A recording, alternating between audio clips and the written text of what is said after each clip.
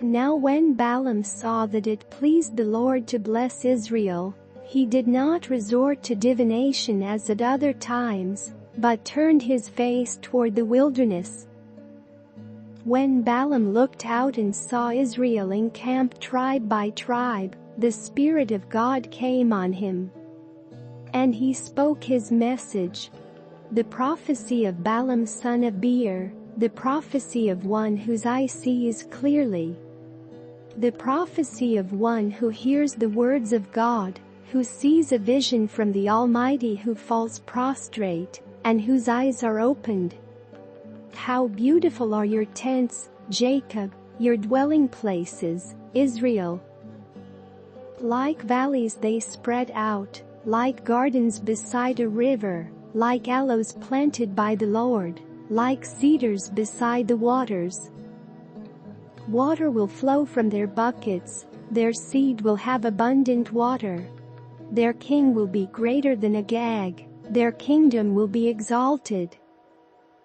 God brought them out of Egypt, they have the strength of a wild ox. They devour hostile nations and break their bones in pieces, with their arrows they pierce them. Like a lion they crouch and lie down, like a lioness who dares to rouse them. May those who bless you be blessed and those who curse you be cursed. Then Balak's anger burned against Balaam.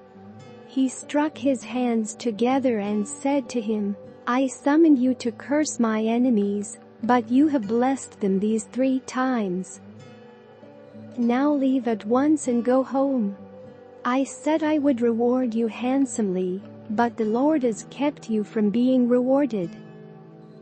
Balaam answered Balak, Did I not tell the messengers you sent me? Even if Balak gave me all the silver and gold in his palace, I could not do anything of my own accord, good or bad, to go beyond the command of the Lord, and I must say only what the Lord says is. Now I am going back to my people, but come, let me warn you of what this people will do to your people in days to come. Then he spoke his message. The prophecy of Balaam son of Beor, the prophecy of one whose eye sees clearly. The prophecy of one who hears the words of God, who has knowledge from the Most High, who sees a vision from the Almighty, who falls prostrate, and whose eyes are opened. I see him, but not now, I behold him, but not near. A star will come out of Jacob, a scepter will rise out of Israel.